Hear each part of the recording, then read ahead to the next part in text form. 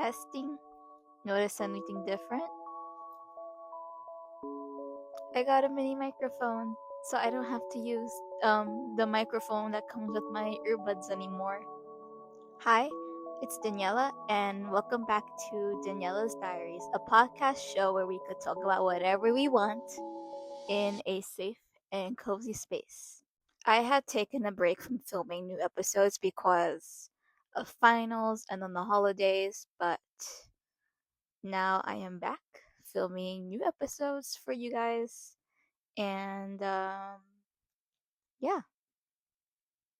So, in today's episode, now this is going to be more of a story time episode, and it's going to be a story about how I became a professional artist, I guess. Something that I feel like is my biggest achievement from this year was being a part of Summertime Gallery, which is an art collective based in Brooklyn, New York, that is dedicated to creating an inclusive space for disabled artists and non disabled artists. So, um, all about inclusion. And, it's something that I'm so proud of. And this had also really just opened the doors to me becoming a professional artist and creating art professionally, which just feels so great.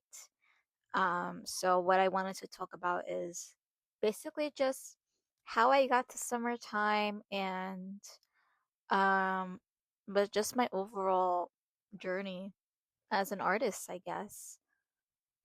I'm gonna preface the story by saying that um this was a childhood dream of mine to become a professional artist, and I didn't think it would actually happen, but it happened, and I'm just forever grateful. But okay, anyways, let's just get into the story. So I developed a passion for drawing at a very young age, and when I started to gain some skills, people started to recognize my skill, and I would get complimented on my drawings, and um, then that's when I thought and decided that I wanted to pursue a career in art. In high school and middle school, especially, I was known as like the girl that's always drawing. Especially in middle school, I would be seen in the cafeteria drawing cartoons constantly. Now, so in my sophomore year of high school, I learned about an opportunity from the Fashion Institute of Technology, which is a state college in New York. And basically, what this opportunity was a portfolio preview day. The purpose of this portfolio preview day was to basically just come into campus and you meet with the professor depending on which major you want to apply to, and then you have your portfolio prepared, that you show them your work, and then they critique your work. um and that's just how it went. Keep in mind, I was a sophomore in high school and I was 15, so technically I wasn't even ready to do it yet, because this was something you would typically do in your junior year or senior year of high school. I don't remember, but my mom thought it'd be good practice. And oh boy. So I met with this fine arts professor, and I am also well aware of the difference between constructive criticism and straight up judgment. And oh boy, um, I did not think that I would basically get roasted throughout this whole entire experience. Um, this professor, oh my god, she was like judging me based off of my background just because I went to um a high school that didn't have enough resources, art resources to be exact, and I also um didn't really use like high quality art materials back then. I mean, I was in high school. Like, did I really have the money back then to buy high quality art supplies? No. I would say the worst part of it is like, even though she knew that I was young, I was only like a teenager. I was a child. And there were a whole bunch of other like 20-year-olds getting their artwork evaluated, and I feel like if you were to compare a 15-year-old skill to like a 20-year-old skill, that's like comparing apples to oranges. And, you know, plus being compared to other people It sucks.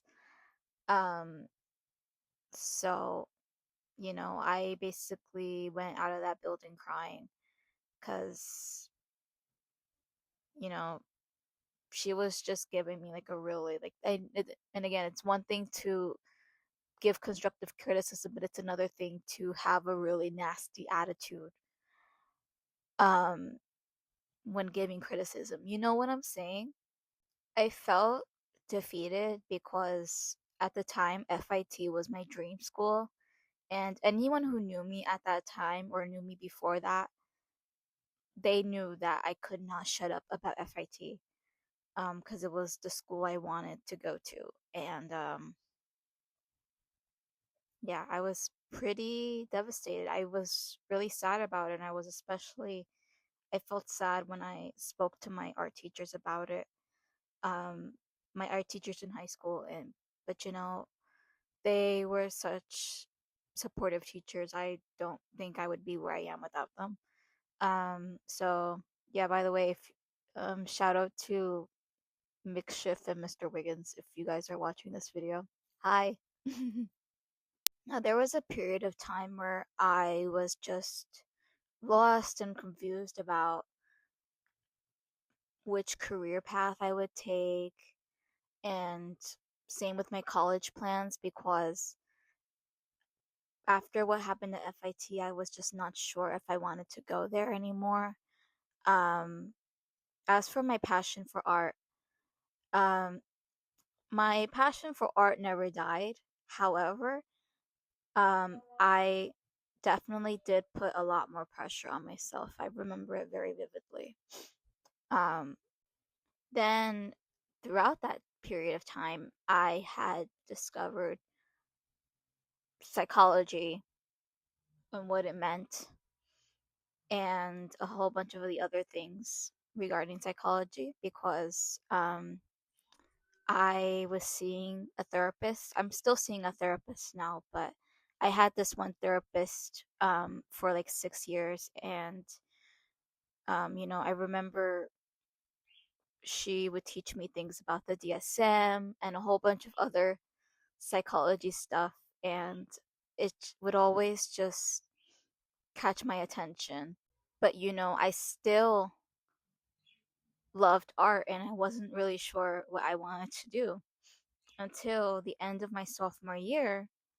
I put the two together, art and psychology, and that's when I decided that I wanted to go into psychology and work my way to becoming an art therapist.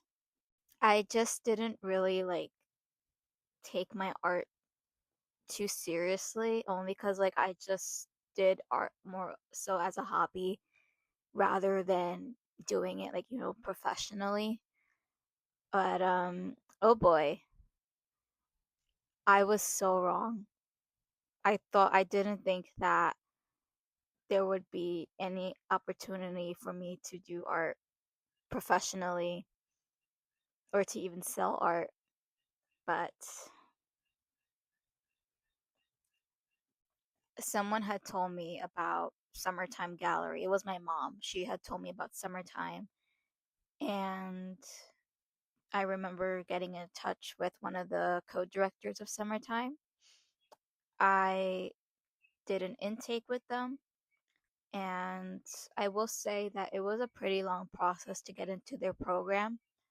I don't want to go too much into that process. I will say that I was really lucky when I got the call from someone at Summertime saying that I had gotten a scholarship and a company decided to sponsor me to be a part of their studio hours program. And I was just so ecstatic. And then I became an artist with Summertime. So basically, what I get to do with Summertime, so I get to go to their art studio and I create art there. I've also learned about selling art and, all of like the nitty gritty that goes into like, the business of making art and selling art. But yeah, I have the greatest studio manager. She is so cool. Shout out Priscilla if you're watching this. Um, but yeah, I love going into the studio. It's so much fun. I love interacting with the other artists in the studio as well. And I'm just so grateful for places like Summertime that exist because they, you know, they're not judgmental. They embrace all forms of art and all types of artists, no matter if you got like professional training from a fancy art school or if you're self taught. They embrace artists of all levels and all skills. And that's what I love about Summertime. And yeah, the moral of the story is I know I've mentioned never say never on my podcast before, but um life is also just full of surprises. And turns out my childhood dream of becoming a professional artist has come true. And it's just so crazy to think about. But yeah, so much for watching this video. I hope you guys have enjoyed your holiday season. And Happy New Year. Bye, guys.